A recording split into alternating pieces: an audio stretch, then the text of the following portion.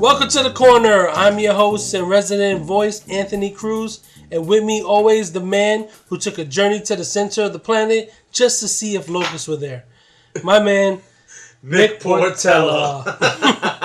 That is the best one yet. Just to see if the locusts were there. I love it. That's great.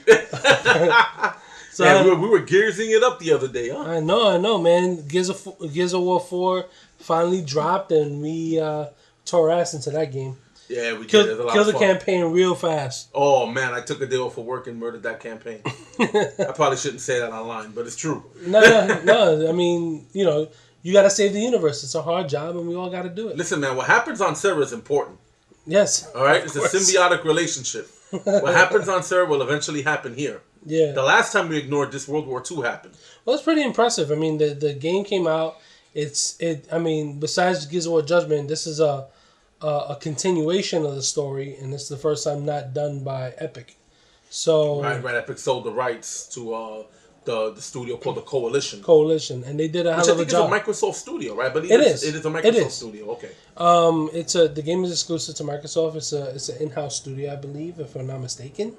But I mean, it's a hell of a job they did. I gotta say, it's different. There are definitely, as a serious Gears player, I could say there are definitely differences when you look at this game compared to the original trilogy. But overall, it still feels like Gears. Right. It doesn't feel like something, almost like what happened with Halo. You know how the last Halo wasn't done by Bungie. The last two Halos weren't done by Bungie, but it still felt like Halo. Right. And the same thing here. There are differences here. I love the new weapons. I like the Enforcer. I've learned to appreciate the shock grenades. Right. Still not a fan of that Marksa. I don't know. That gun doesn't do it for me. But there are some cool weapons. Right. The campaign is very intense, very kick-ass. And someone mentioned this, and I think this is true. The multiplayer plays very similar to how Gears of War 2 was supposed to play, but they didn't pull it off properly. Right. I think they pulled it off like that here. You could tell with the shotgun, it's a lot more hard aiming than just kind of bouncing around and shooting wildly. Right. You really got to focus your shot now. Yeah. As opposed to before, you could kind of just bounce all over the place and shoot crazy. It looks like they did their homework and then kind of address some of the problems that people have with the multiplayer going in. Because Gears of War 3 was better, but it wasn't like quite part 1. Judgment, nobody even played at all. Yeah, I played Judgment, but mainly because there was nothing else for me to play. But for the most part, I mean, they did a hell of a job between the single player campaign and the multiplayer to make a really fun experience. People who play veterans of Gears of War feel at home with the new game, and I guess that's in the end that's what you want. Oh, absolutely. I mean, they have a little bit of the old because, you have your old weapons. And one thing I got to say is I enjoyed how in the beginning of the game you didn't use any or really very few of the classic weapons. Right. That doesn't happen until you meet Marcus and then you get the old stuff back. Mm-hmm. But it was fun playing with the new stuff. Right. I enjoyed it. The shock enforcer, the regular enforcer. You get your first chance at that overkill shotgun, that automatic shotgun, which is a crazy weapon if you know how to use it. They introduced some really cool stuff, but still kept the stuff that we all enjoy. Yeah. They did a very, very good job with that campaign. And just the whole package together, like the whole package to begin with, is worth it. Whether or not you like the new Gears of War, whether or not you're coming into Gears of War for the first time, you get all the games. Like, you literally get all the previous games. It was like, look, here's the codes, you put them in, and you download them. Whether you downloaded the Ultimate Edition, the remake of Part 1, the remastered one. Right. You got them anyway, but now with this game, they included all that stuff with it, and damn, man, I mean, it's a hell of a package, so it is. It's worth it. It's worth your $1. Definitely worth your $1. Absolutely, and the cool thing is with the multiplayer, they did something that they haven't really done before. You can really customize your gear. They did that in Judgment. That's something else too. Even though Judgment, in my opinion, is my least favorite Gears of War. It's definitely not the best one. Which I played, and I still enjoyed it for what it was. It was fun for the most part, the campaign anyway. The multiplayer had a lot of issues. But there were certain things from the multiplayer that they introduced that have carried over here. Like the way you can customize your gear. Right. Different skins, your weapons look different. They took all these cool little things and threw it in there. And then there were certain aspects of Gears Judgment's campaign that they kept. Like, and if you remember Gears Judgment, there were certain parts that was kind of like a horde mode. Right. You have time to set up fortifications. Yes. The locusts were coming, and you had to fight them off. It was a very intense part of the campaign. Yeah. This game does that as well. Yeah. You know, and that was something that Gears Judgment did very well, and this game does the same thing. Yeah.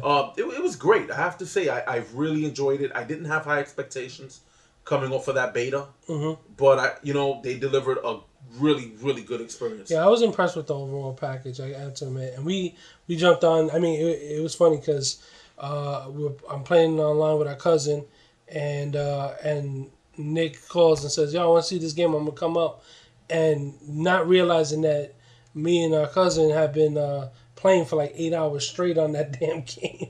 We started like around 2:00. So by the time he walked up at 9, the credits are rolling. Oh, I was pissed. But I understood what that ending meant now. When that guy spit him out, when that swarm character spit out that dude, I found that hysterical, and I saw why you were laughing. Yeah, I'm like, oh, that's what it was. Yeah. And I don't think I'm spoiling this for anyone, and if I am, then too bad. You should have been played this game already. That ending with Reyna's daughter Kate, being the granddaughter of the Locust Queen, that's kind of what they hint at here. Yeah. Again, I hope that in this game, they finally, in this trilogy, because from my understanding, this is set up as another trilogy. I hope in this trilogy, they actually explain what the Locusts are and where the hell they came from. Because the original trilogy kind of left you, it was one of those open-ended things. Yeah. They kind of hinted at them possibly being human at one point. Yeah. They've also hinted at them, even in the books, when you read the books, they hinted at them possibly being some species that's been there all this time. You know, that have just evolved and have lived under an underground species that evolved that way, a lizard-like species. You don't know, and they drop hints here and there, you know? My theory about the locusts is that they're evolved cockroaches. I think that's what's going on. Like, our fate will be the fate of Sarah's if we don't check this roach problem. That's right. We're all going to be walking water bugs. It's going to be awesome. Yeah. But no, the locusts are, I would say, more like evolved iguanas or something. Yeah, maybe. Like kind of reptile-ish, you know. But they're good. Or just the whole locust is just victims of terrible skin cancer. That's true. Maybe they had the same thing Michael Jackson had. Yeah, who knows? It's like an advanced form of it. Maybe. You know, or maybe it's something that we can probably. Or maybe they had the problem that dude from Boondocks had. Not vitiligo. What's it called? Revitiligo. Oh shit! Nice. You know, they were once real dark. Now they turn light. They turn light. Yeah. So yeah, that's out. Everybody's having fun with that, and that's pretty cool. We also want to review Inferno. We went to go see Inferno this weekend, and you know, it was my birthday weekend. And happy birthday, bro. To moi. It was yesterday, but we celebrate the whole weekend. What a good steak we had, huh? Oh yeah. We went to Texas Roadhouse, man. That though, you know what? You could put all the chicken in front of me, but once you throw a steak in front of me, forget it. Like, everything else falls to the wayside. Yeah, man. There was just something magical about a good steak. And then you throw shrimp on it, like it's just like, you know, throw some shrimp on top of it. Forget it, man. I'm all over it. Man. But we went to go see Inferno, the new Tom Hanks movie, and I mean, I really enjoyed the film. I mean, I'm hearing people saying, "Oh, it's not that great," and the box office, technically, it bombed. Well, it's against. Let's put it this way. I read today, and this is before you showed up, that Medea kicked ass again this weekend. Seriously. I mean, not by huge standards. I mean, considering the competition, and what everybody made, Medea is still a bomb while being a success because it only made about 16 million. So basically, we're saying that they all flopped, but flopped. Medea flopped less than everybody else. Exactly. It's unfucking believable. Last week, Medea takes top spot over Jack Reacher, right? And then this week, Inferno comes out, the third in the trilogy, and it was anticipated, and they were banking big on it, especially in a movie that they really made for less than the last movie, Angels and Demons. Oh, you could tell. The budget was smaller, definitely smaller. But it works out for the favor. I mean, like, you figure this movie cost $75 million. You figure you're going to get a decent crowd this weekend, and then over the next few weeks, it picks up steam. I think it will. And then they'll make this money. But no, it will. It bombed. It made, I think, I think it was like 15 point something million. Wow. Medea made more money in the second Tom week Hanks movie. than Tom Hanks movie. And Tom Hanks is an Oscar-winning actor, the right? fuck is going on? We have hit the end of days. Is it okay? All right. The only thing I can rationalize about the whole thing is that people are saving their ducats for Doctor Strange. You know what? That's the only. So because they know they're gonna go see that shit like 400 times. Yeah. That's the only thing that makes any sense to me whatsoever. There's like that's the only thing that everybody's just saving their money and saying, listen, I don't want to see shit until Doctor Strange comes out because they want to go see it in that 4K theater that costs 2 arms and a leg to pay a ticket. It has to be that. I think everybody's just saving their money for Doctor Strange. It makes no goddamn sense. I'm like Jack Reacher, a huge Tom Cruise. Tom Cruise brings in massive numbers, but Dia beats him out. $30 million opening weekend and beats out Jack Reacher. So that means Jack Reacher made less than that. And it was supposed to be one of those movies that make... So technically, it bombed. Well, I'm just going to hope that these movies pick up steam over time. That's all I can hope for. Man, I hope because so, these are two... I mean, granted, I haven't seen Jack Reacher. They made Medea in 6 days. Look. They made Medea in 6 days? 6 goddamn days. Are you telling me that they made Medea in the same amount of time they took to film Thriller? Yeah, pretty much. Holy crap. 6 days? And I'm sure that movie maybe cost about $2-3 million at most. Listen, I've seen that. You're talking about like the guy is laughing his ass all the way to the goddamn ATM. Man, I've seen the clips of that movie, and all I can say is, I think Agents of S.H.I.E.L.D. has a bigger budget than Medea. Yes. I really think it does. I don't know, man. I mean, how the hell? How do you justify that now? How do you take a character like Medea that's supposed to be like this angry, pissed off black woman who her family's all screwed up and all these issues and all this other stuff, and then throw her in this haunted mansion style thing? How does this work? I don't know. That music was appropriate, by the way. That sums up the movie careers of everybody this weekend. Exactly that. No, don't apologize. That was good timing. Actually, yeah, that was actually pretty good timing considering. It's just so crazy because I understand Medea has a following. It does. And you chalk it up, all right, it's a Halloween movie, and kids want to see Halloween movies, and Medea's movies are pretty much safe that kids can go, and you take in a theme like Halloween, and you could bring the kids to that. So if that's what he was aiming for, he was a genius to do it because he's gonna bring in, a younger crowd than he normally brings in, and it's a Medea movie, so any Medea fans are gonna go in droves to see it. But to beat out Jack Reacher? I think... where the hell is everybody? I don't know. The only thing I can give it up to Inferno, kind of not making as much is because it is Halloween weekend. People going to parties and they're, I can get that part. Yeah, I can get that. But I would have figured something like... And this is the first weekend... Wait, Inferno came out last weekend or this weekend? This weekend. It came out Friday. Then, let's see what the tallies are for Monday. We'll find out exactly. Oh, man, that was hard. But like you said, a lot of people go to parties. Yeah, I read the box office today. So where is everyone? Where did everyone go? I don't know, man. Did we miss the rapture? No one called us. I don't know, man. I really can't explain it. So, but besides the box office, I really enjoyed the film. Even more so than Angels and Demons. I felt this movie took a different approach to him. It was more action oriented, and he, Robert Langdon is still doing his puzzle solving and stuff like that, and it felt like a well thought out movie. Like, you got to walk in there with some sense of intelligence to kind of get it, and maybe that's probably another reason why it flopped. People are too stupid now. I believe that. I mean, I listen. It is no lie or an exaggeration to say, and the test scores prove it. There are so many different things you can point to prove it that it just seems as we go along, people are getting dumber. There's just, you look at how with the school system, you look at all the literacy rate, it just seems like over time people have gotten steadily dumber. Yeah. It just seems that way. And I know there's a bunch of people who are going to disagree with me and say, oh, that's not true, you're overgeneralizing. Mm-hmm. Look at our literacy rate compared to other countries. People are getting dumber. Yeah. It was I like this. I like the movie, and there's going to be some spoilers, but we're not going to spoil it too much.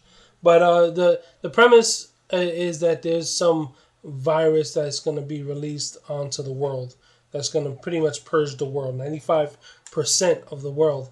And what's cool is that they really took a different approach on how they tell the story, because a lot of the movie, there's a lot of flashbacks, more than I'm particularly care for, but there's a lot of flashbacks in the movie. And it kind of goes back to how, Robert Langdon gets to where he's at by the time the movie starts. And the main villain, which is he's not really a villain, he's a guy that's just passionate about where the state of the earth is going, where the population society is going, and he's doing something radical about it. He's not a villain where he wants to destroy the world for personal gain. It's about really trying to... It's a different thing. He's saving lives through mass murder, basically. Yeah, it's a very interesting thing with this guy. And he doesn't even survive the movie.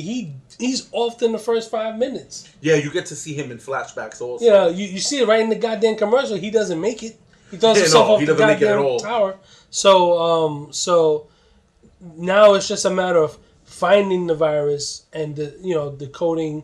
Robert Langdon doing what he does best is trying to figure out where this super virus is and how to stop it. So you see, the thing is, like with every book with the Robert Langdon character written by Dan Brown before, Robert Langdon is always unsolving these historical clues.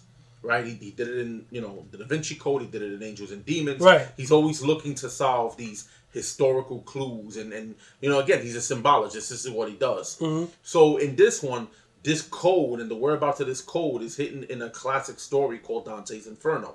Hence the name Inferno. It's a very interesting.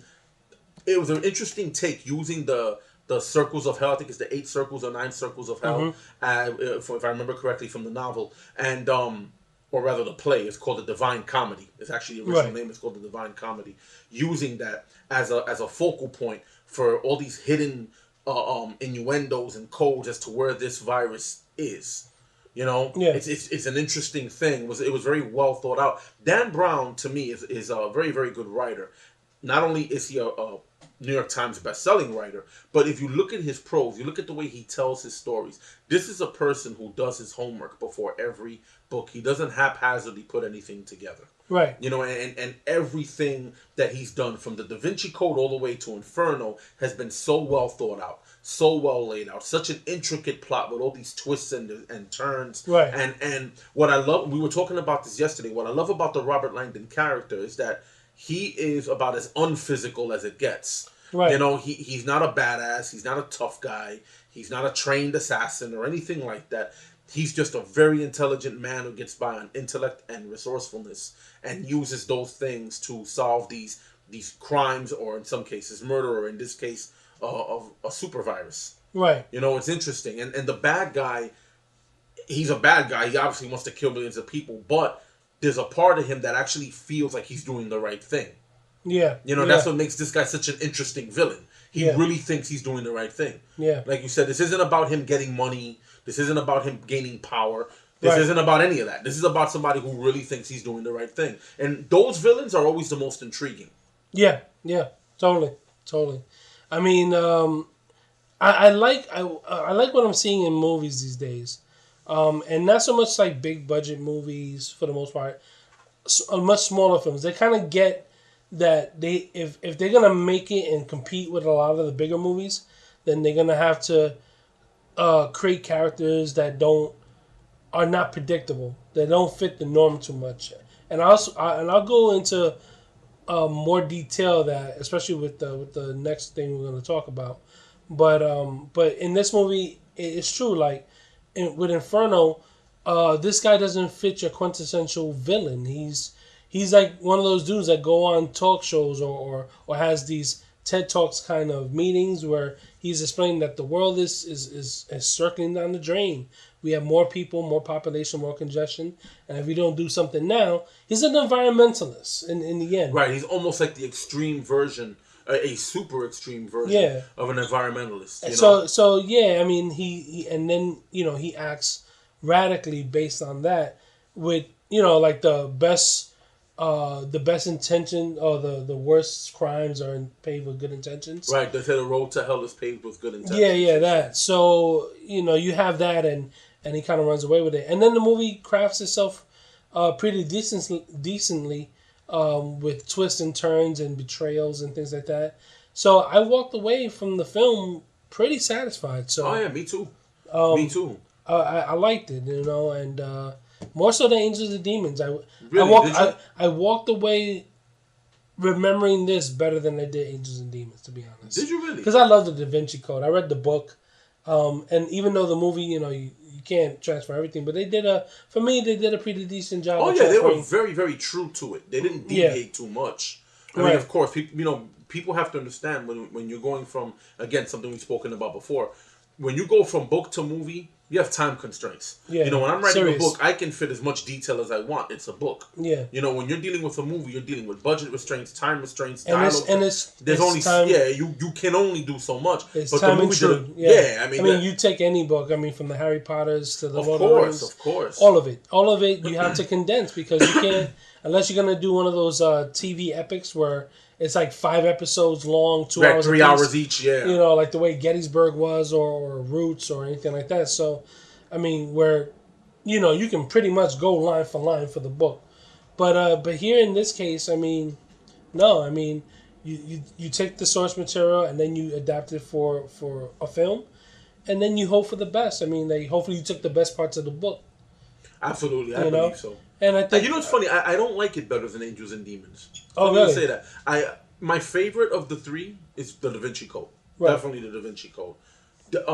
This movie to me is about it's on equal footing with Angels and Demons. Okay, all right. It's on equal footing. I can't say which one I like better. I really enjoyed Angels. I don't know. And Demons I felt like this one. I was enjoying more the puzzle solving. Oh yeah, I definitely. Well, it's interesting. Which is always my drive into these.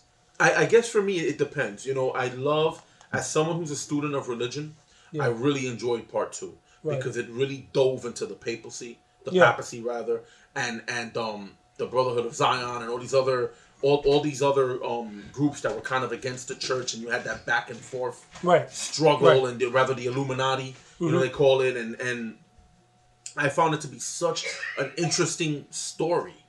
I really liked part 2, not so much because of what they were doing to the priests, right? Not even though that was horrible what they were doing to the priests, but aside from that, I love the whole thing, how it incorporated them choosing a new pope. I like that. That whole thing was interesting. Right. You got to see behind the scenes with that. You got to see the whole thing about the Brotherhood and how Isaac Newton and all of these great minds at the time, they couldn't. Their thinking was so radical for the era that they lived in that they had to almost disguise who they really were. Right. They had to form this brotherhood that couldn't be controlled by the church, because this is during a time where the church was at the height of their power. So I always found Angels and Demons to be really, really good, and this one was good in a different way. Like you said, the puzzles were really intricate. That whole using the Divine Comedy was a spin, because before they used real history. Yeah. This is the first time they just used a story. Right. Right. That's what made this one different. Mm-hmm. And the puzzles were a little more intricate and everything. So, yeah, that definitely. I think they're like on equal footing. Yeah. Oh, thank you. I just need a little water. Thank you. Excuse me. All right. So, I walked away from this movie. Very satisfied. Yeah, totally. Tom Hanks is great as always. Since we all caught this on Saturday because it was my birthday. We took an early show, went to go eat at Texas Roadhouse, awesome food, and then we went back that evening and caught Ouija. You didn't go to see that. No, I have a bad feeling about that movie. But here's the shit kicker. It wasn't bad. Like it plays out like any other horror movie, slow to start, but by the time things get kicking, it kicks pretty good. I actually, like, there was another Ouija movie that came out a couple of years ago or a year ago, whatever, and that really just was terrible. A terrible movie. This played out a lot better. Well, it's better than Krampus, I take it, huh? Oh, yeah. I won't start on that one. Oh, Jesus. I'm talking about taking a movie that could have had so much potential, especially because it's never really been done as a theatrical release kind of movie before. I mean, it's been done on home video. Those B movies that come out. They've been done Krampus movies, but they had a real chance of doing a Krampus movie, for the theaters, AAA movie, and they just screwed it up entirely. And it had a good beginning too. It had a good beginning, and even had some really good actors in it. Like they were, it looked like they gave a shit for like the first 15 minutes of the movie, and they said, "Fuck, this is stupid," and just phoned it in for the rest of the movie. They just said, yeah, "Screw this." It's like I did enough to get rid of my paycheck now. So, but no, this movie, Ouija, was really like everybody seemed genuine. Everybody seemed natural. The only person that felt overacted was this like young kid who was into the daughter of the people that are being affected by the ghosts and the spirits and whatnot. And he was the only one that really like he's not gonna win any awards ever, I don't think. But I mean, he wasn't the draw of the movie. It was the family, and it was really interesting how everything played out. And I walked away going, all right. I was worried, but then it picked up, and I said, okay. Even though you do see a lot of the imagery in the commercials, which I hate when they do that, because it doesn't leave anything to the imagination. So when I got there, no, I wasn't scared. I was just a little more bugged out than scared. I see. There was maybe one scene that made me just go, oh, damn, that was creepy. But the rest of it, I already seen on the commercials, some of the best scenes. That's what usually happens. I was afraid that would happen with The Conjuring 2, but it didn't. No, Conjuring 2 jacked me up. Was scary. Yeah, that was scary. Conjuring 2 was on some next level shit. You see, it's funny with me with horrors. I'm not a big horror movie lover. And rightfully, really me too. Like, I'll see it once and I'm done. Because all the jump scares are over. I already know when they're coming. So it doesn't affect me. So what gives me a horror movie that has replay value, if you can creep my ass out. Because if you creep me out once, you're going to still continue to creep me out. Yeah, Conjuring was good for that. Jump scares are good for the moment, and they're gone. Creep me the hell out, and I'm there. That's why I like, the Halloween movies. Because they creep me out. Sure, Michael Myers is scary, and that's why he became a staple. And the same thing with Freddy, even though it got silly.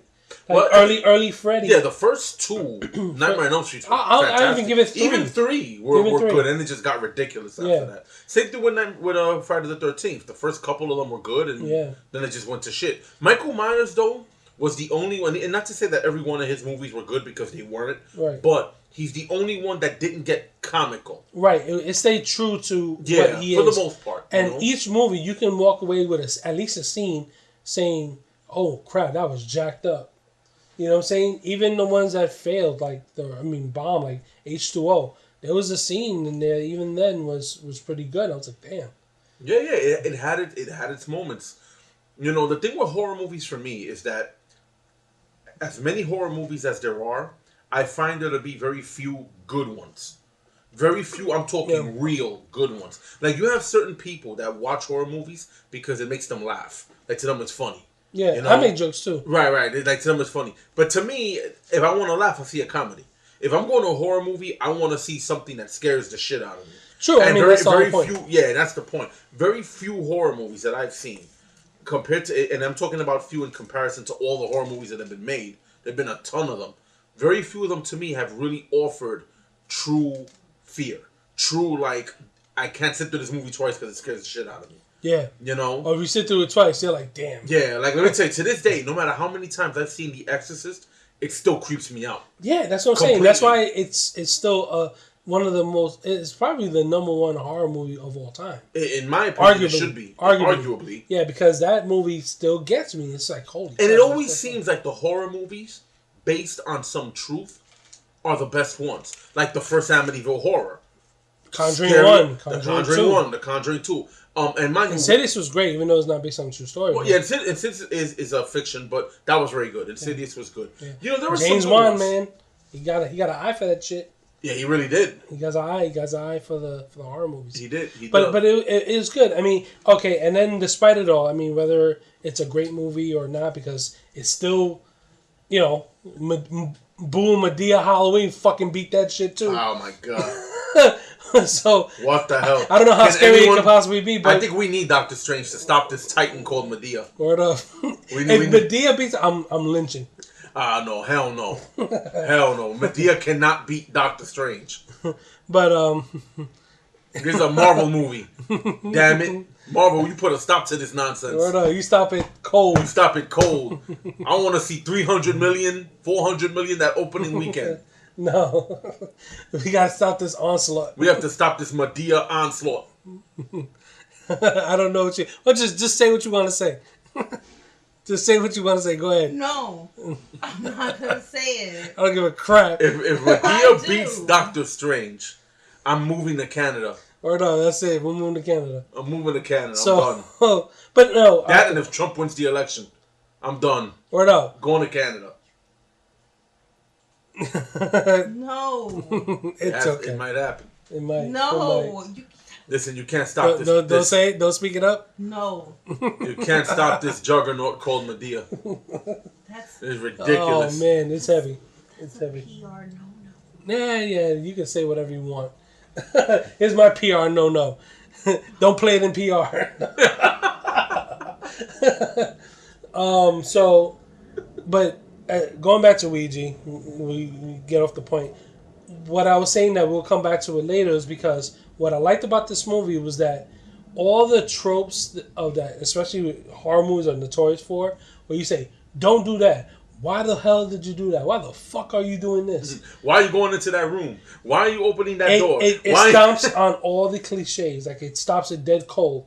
You know, here it is, like, the girl is like, oh, she's just acting a little weird. Where the mom is usually be the one that's something wrong with my daughter. And then, you know how the trope is, like, the mom is usually the one that notices that something's wrong. And then... Right, and the dad is a complete idiot. Well, no, in this case, the dad is not there. Spoilers. But... it'll be like the daughter, the second daughter or the older daughter that kind of ignores what's going on. She's all into herself and all that. In this case, she's the one that notices something's wrong. The mom is just plain stupid. Oh, damn. And she says, look, there is something wrong here.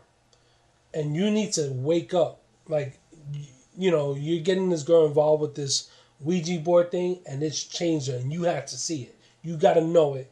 Don't be blind. Like, so, you know, they involve a priest. There's always a priest in all these movies. And he comes by. And the priest is played by the motherfucker who plays Elliot in E.T. Yeah, you were telling me that yesterday. I couldn't believe that. Yeah, man. Yeah. So, he found work. Oh, good for him. No, I'm sure he's been around. We just haven't noticed. They do the finger thing? Like, did they touch fingers? He's like, ouch. So, but even him, like, he didn't play the tropes of, like, he didn't play the tropes normally of a priest in those kind of movies. You know, he came in with not with skepticism, but with determined to find out what's really going on. You know how a priest comes in and kind of goes, seems strange, but then something will happen, and then he notices and goes back to the family. Right. In most horror movies, it plays out most of the time, yeah. In this case, he was like, I'm going here. I'm going to ask some questions, and if I don't get the response I'm looking for, then we're going to do some shit. You know what I'm saying? Unfortunately, in this case, he did as much as he could. But he went in there, right, and he had a conversation. He did the Ouija thing to talk to his dead wife. And he tailored the questions so that the Ouija board could respond, but the responses that, the answers that the things were giving him were false. Because... he put in his head that he put false answers in his head to trick whatever it is that's controlling the Ouija. Oh, so that thing. So when he confirmed, so he knew that it wasn't his wife that was talking to him; it was something else, and he tricked the little girl that's being possessed, and the spirit into thinking that they got all the right answers. So he was smart. He was a smart priest saying, and he goes, "Let's go talk about this away from this little girl." The problem is, where they fucked up was that they did it in the house. And she could hear everything. The ghosts are all there. They hear everything. They're there. So instead of like going outside, like walk me to my car, they did it inside the house. And of course, the little girl's well aware of what the fuck's going on. And it says, you're not leaving here. And that's when the shit hits the fucking fan. That's when the movie really picked up. You know? But it was a twist. it got twisted at the end. It was like kind of fucked up. Okay, so maybe I'll check it out. It's good. I mean, Maybe like, I'll check it out. If you're gonna go to movies, matinee. Yeah, that's definitely not gonna get the. And not the full price. Yeah, definitely not. But I would even say wait until it comes out home video. You know, sit in your apartment, turn the lights down, and watch it. Yeah, Netflix it. Yeah, Netflix it. Netflix it, or rent it, download it, whatever the fuck you do. So yeah, I mean, I'll say enjoy it, but I know your wife doesn't like horror movies. So yeah, no, she is. You not pretty a much fan. be watching that shit by yourself. Probably, but I every so often I can get her to to watch. I can get her to watch some of them. She'll snuggle up under your sovaco. Yeah, even though she ends up not watching it, she ends up watching my armpit. Yeah. You know? She ends up in my arm. But for the most part, I walked away with that.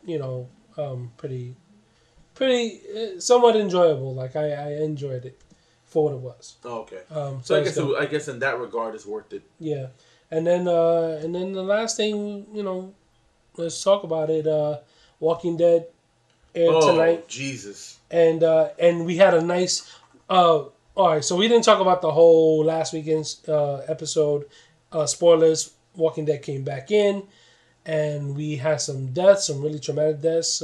Abraham being one, and we were like, "Oh man, that's fucked up." And then they hit us with the knuckle buster. Yeah, man, Glenn, man, poor Glenn, and he caught it. I mean, like anybody who read the comic knows how Glenn catches it, and they stay faithful to that. Yeah, but did, seeing with the it whole in full yeah. color, graphic, motion is way worse than you see it in the comic. Oh hell yeah! I'm sorry, you could draw it however you like, and it's fucked up. But I'm sorry that seeing it on a real person changes you. Oh, it does. There are very few shows that I've seen where characters that I like die really affect me for a couple of days. A couple of days after the fact, I'm sitting down thinking, "Damn, that was fucked up." You know, very few shows do that to me. Yeah, that show did it to me. That show did it to me, and Game of Thrones has done that to me also. Yeah, I mean, look, I saw the Game of Thrones episode of the Blood Wedding or the Red Wedding. The Red Wedding. Yeah, that screwed me up. And it was messed up. You know what? Okay, maybe I was a little desaturated by it because I saw all the fans' reactions before I actually saw it. Yeah, so when I went in, you didn't have the surprise factor that we had. You know, if you been following this show from the beginning, and hadn't known anything about this, like I've never read those books. You know, I've never read those books, so it's not as though I had this thing. I knew going into this that this is going to happen, and me and a lot of other people haven't read these books. So when that happened during the show, it was like, holy shit! I couldn't believe it. Yeah. So I went in. I said, I gotta see what's going. I gotta see what people are shocking out. And I saw them. I'm like, that's it. Yeah. So fucking people died. All right. Like I was totally desensitized. You desensitized bastard. Yeah, no, I had no love for it. I was like, oh, they stabbed her in the pregnant belly. Oh. No, you're terrible. You're terrible. I was like, well, abortions back then were pretty brutal. So. Oh my god. Well, that was not a hanger. That was a knife. But seeing this like really messed people up, and then going and seeing the people reactions to it was pretty crazy. And the thing about it too that's crazy is that the show, when it first came out, there was no comic book, from what I understand, based on Rick's group. There was a Walking Dead comic book, but there wasn't a Walking Dead comic book with the group that you see in the show.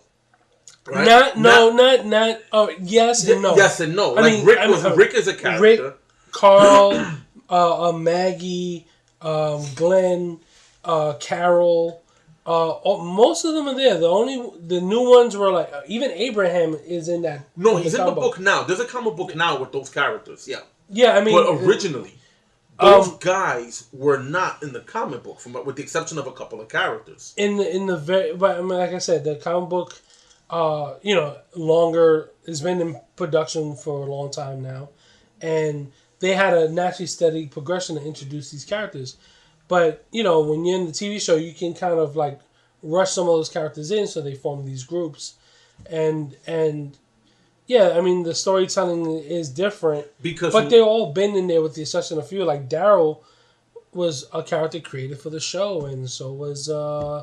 There's a few of them. There have been a couple that have been made for the show. Yeah, but Michonne was in there, and and the governor and all of them. I mean, yeah, they were all in there. Well, the thing that I find interesting is how with this show, they follow the comic to a point, but they also deviate too. Right. Like from what I understand in the comic, Glenn dies.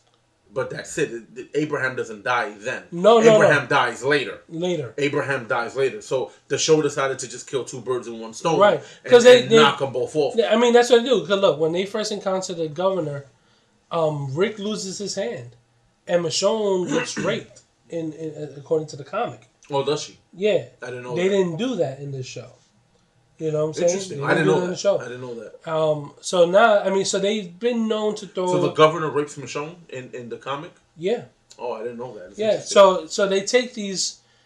they take these images. I mean, if you read the comic and you're going to watch the show, there's no point for you to watch the show. They're going to keep it verbatim about what happens. So they find interesting ways to keep it...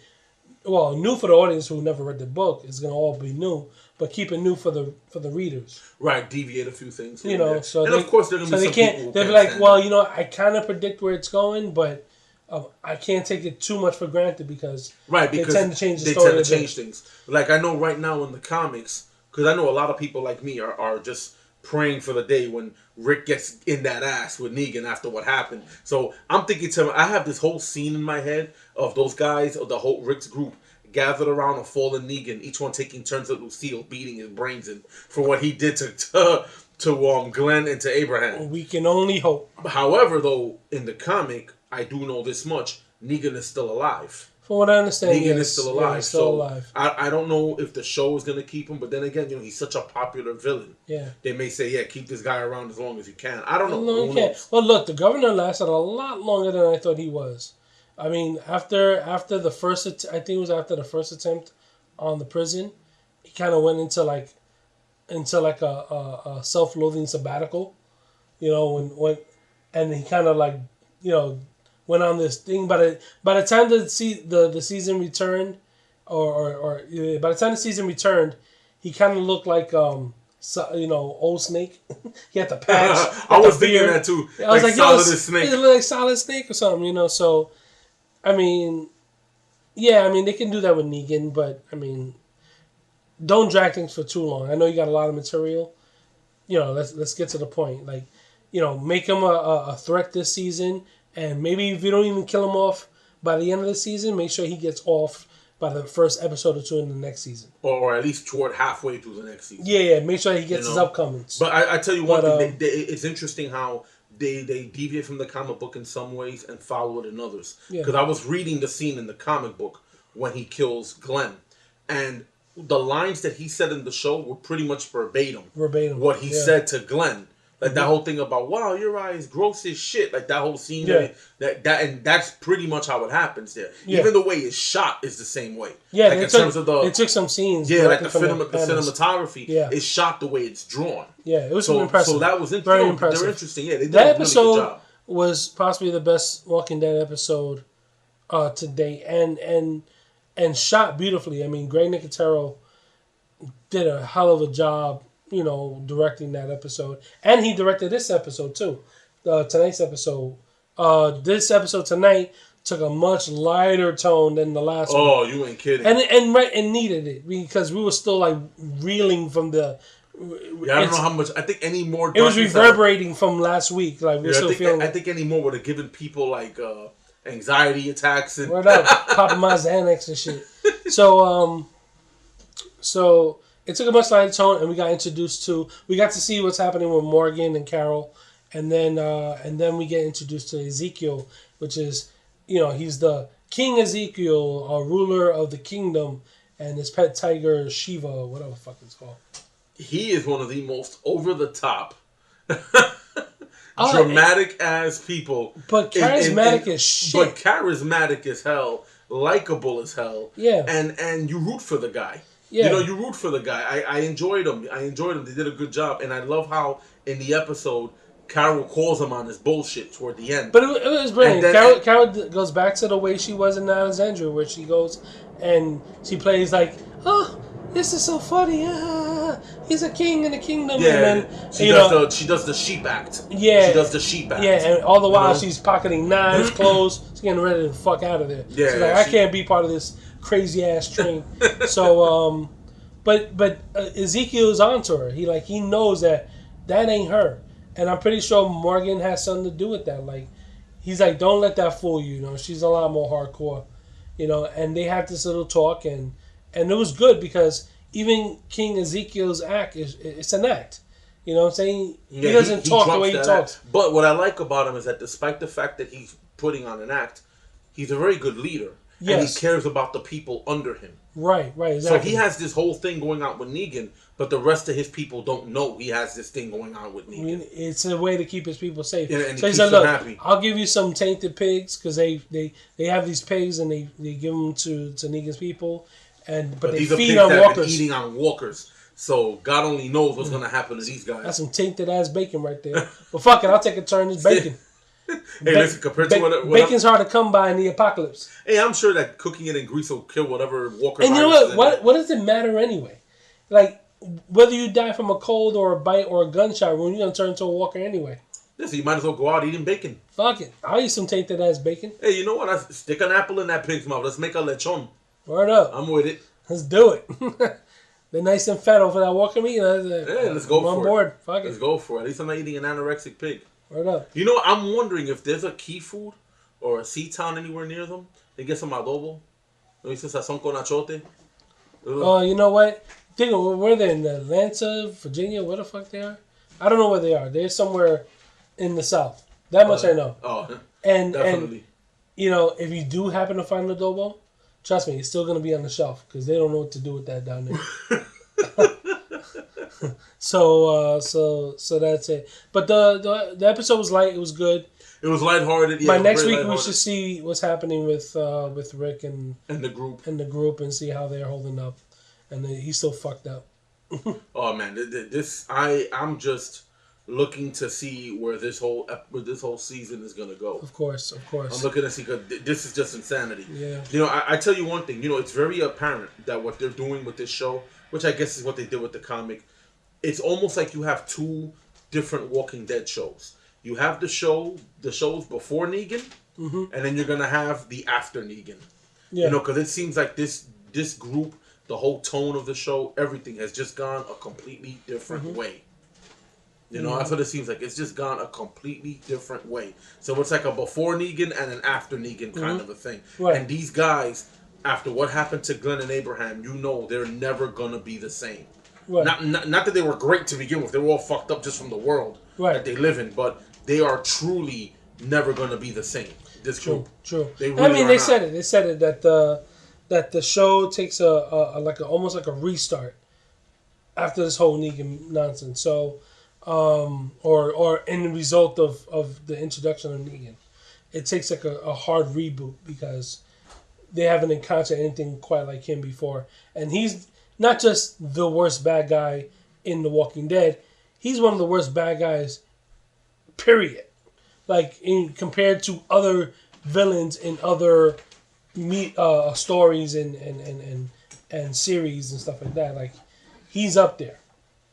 Oh, hell yeah. In the pantheon of villainy. Oh, no, he absolutely... What he did here, he really... That whole scene with Glenn and Abraham was almost Joker-like. Oh yeah, totally. Yeah, like the pleasure he took from killing both of them was very Joker-like. Oh yeah, it really was. I mean, Negan has carved a place for himself in the pantheon of comic book villains. He really has, just with that act alone. Yeah, you know, and who he is. He's carved a place for himself there. Yeah. So yeah, I mean that's the gist of it. I mean, Walking Dead just said, you know what, let's keep these people light. And I thank them for that because, you know, my heart, my gray hairs, they all kicking in now because of what happened last week. So I'm glad they kind of toned it down a bit. You know, one thing when you're writing for a show with that much despair and bleak, you gotta pepper in some glimmers of hope, humanity. You know, it keeps you connected. You know, it's kind of hard going from a super violent episode like last one, and then to this episode where it's a lot less. I mean, trust me, there was some good zombie kills, some real good zombie kills, but it wasn't the core purpose of the episode. You know. No, it wasn't. I mean, they were there because the walkers. You know, every episode since Walking Dead has started, they always remind you of no matter what's going on, the walkers are always there. Yeah. You know, no matter what's going on in their lives, the walkers are always there, and it seems like they're always going to be there. Right. So this show had the walkers there, which they always do, just to remind you that they're there. Yeah. But they, like you said, they're not the driving force of the show. At least not this episode. They're definitely not the driving force, and they did a really good job of trying to give you a little levity after all that darkness that happened. Yeah. And I have to give it to them. After 5 seasons, they're still finding ways to do. 6 seasons. This season 7. Season 7. That's right. This is season 7. 5 seasons, 6 seasons, 7 seasons, 7 seasons, and it's still finding ways to do original zombie kills and original. Like, they've really done some really unique things with the zombies. So I'll give them all the credit in the world, man. I would have ran out of ideas like 5 seasons ago. Oh yeah, and they continue. All right, what do you want me to do now? Oh, fucking Christ! I'm gonna tell you, like, they make the zombies look different, and they definitely. They always look different. And what I like about Walking Dead is they work that very the hard. zombies, the zombies look like they're aged differently too. Like you can tell some of them have been zombies a lot longer than others. Yeah. Some of them are far more decayed. Some of them are very squishy. You know, then you have some that still look like they just died yesterday. Yeah. You know, so they do a good job. You know, kudos to the makeup people for doing such a good job of keeping all the zombies feeling different. Totally, you know? totally. So yeah, I mean, that's it. I mean, that's what we came to talk about today. So we're gonna wrap it up because I mean, fuck. I mean, we got Doctor Strange next week. Oh, we will be here reviewing Doctor Strange next week. Yeah. No. That's the big one. We're gonna spoil the fuck out of that one. It's gonna be moldy and green. Moldy green. We're gonna give you spoilers. Some mildew on that shit. You're gonna need penicillin when you're done. Oh man, it's gonna be terrible. Yeah, and then we might even talk about a few other movies too. Yeah, so we might have a game or two to talk about. I mean, we got some big games coming out. You just got Battlefield, and then you're gonna I got the Battlefield. I'm gonna mess with that, but I'm still playing Tomb Raider right now. I'm playing Tomb Raider, or Rise of the Tomb Raider, whatever. Is that one? Rise of the Tomb Raider. Rise of the Tomb Raider. Yeah. So which is awesome, by the way. Yeah. I'm still playing that. So I'm playing catch up because I got into this mode where I've been playing a lot of multiplayer games. Oh yeah, definitely. So I didn't get into these campaigns of all these single player games. I mean, I've been playing Quantum Break, which I think is great. And I have my qualms with it, but it's pretty decent. So, but Gears just kicked me right off of that game. Yeah, Gears kind of kicked me back into playing the single player games again. So that's what I'm doing. I'm playing catch up. So we'll talk about that next week. Spoilers for Doctor Strange. We would like to thank you all for tuning in again, and we'll see you next week. So from the corner, I'm Anthony Cruz. Nick Portela. See you on the corner. Later. Peace. Hey everyone, thanks for listening. Be sure to follow us on Instagram and Twitter at Tone and Stereo, and visit the Facebook page Art Graphics Inc. and visit my website artgraphicsinc.com. And be sure to subscribe to our YouTube channel. Nick and I appreciate the support. It's free, it doesn't cost you a thing, and you save your index finger from carpal tunnel syndrome. So help us grow and expand and bring more content to you. And we'll see you next time right here on the corner.